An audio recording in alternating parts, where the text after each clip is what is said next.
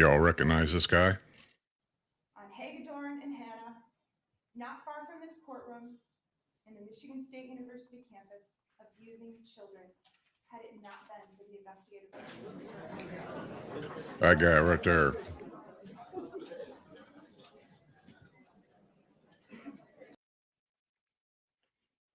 Okay, that's enough of that.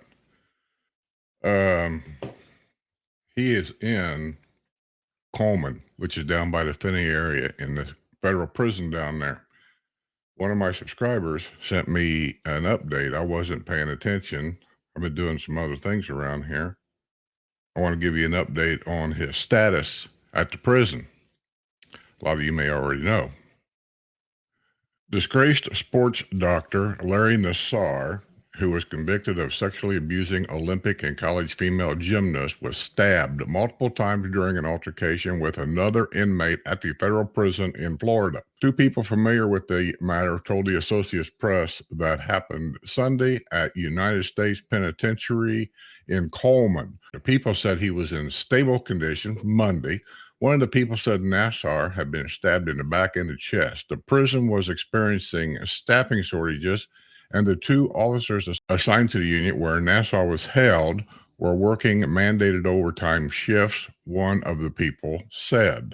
The people were not authorized to publicly discuss details of the attack or the ongoing investigation and spoke to the AP on the condition of anonymity. Nassar is serving decades in prison for convictions in state and federal courts. He admitted sexually assaulting athletes when he worked at Michigan State University and at Indianapolis-based USA Gymnasts, which trains Olympians. Separately, Nassar pleaded guilty to processing child pornography. Federal Bureau of Prisons has experienced significant staffing shortages in the last few years, and issues rushed into the spotlight when disgraced financier Jeffrey Epstein took his own life at a federal prison in New York in 2019. An Associated Press investigation in 2021 revealed nearly one-third of federal correctional officer positions were vacant nationwide, forcing prisons to use cooks, teachers, nurses, and other workers to guard inmates. Staffing shortages have hampered the response to emergencies at other prisons, including suicides. Other repeat investigations have revealed sexual abuse and criminal conduct, among other problems, at the Bureau of Prisons, the Justice Department's largest agency, with more than 30,000 employees,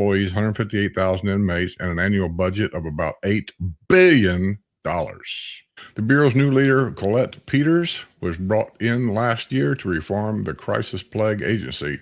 She has vowed to reform archaic hiring practices and bring new transparency, but problems have persisted, as shown by the recent suicide of Ted Kaczynski, known as the Unabomber, at the federal lockup in North Carolina. On Sunday, one of the officers at Nassar's unit was working a third straight shift, a 16-hour day. One of the people familiar with the matter said, and the officer was on their second straight shift, the person said. Several athletes testified in 2018 that over the course of Nassar's more than 2 decades of sexual abuse, they had told adults, including coaches and athletes trainers, what was happening, but that it went unreported. You all kind of remember this report back in, don't you? The Inspector General's investigation was spurred by allegations that the FBI failed to promptly address complaints made in 2015 against Nassar. USA Gymnasts had conducted its own internal investigation, and the organization's then president, Stephen Penny, reported the allegations to the FBI's field office in Indianapolis. It took months before the Bureau opened a formal investigation. At least 40 girls and women said they were molested over a 14-month period, while the FBI was aware of other sexual abuse allegations involving Nassar. Officials at USA Gymnastics also contacted FBI officials in Los Angeles in May 2016 after 8 months of inactivity from agents in Indianapolis. Indianapolis FBI, I don't know what's going on there, but that's just disgraceful. In June 2022, the Michigan Supreme Court rejected a final appeal from Nassar's attorney, for Nassar said he was treated unfairly in 2018 and deserved a new hearing based on the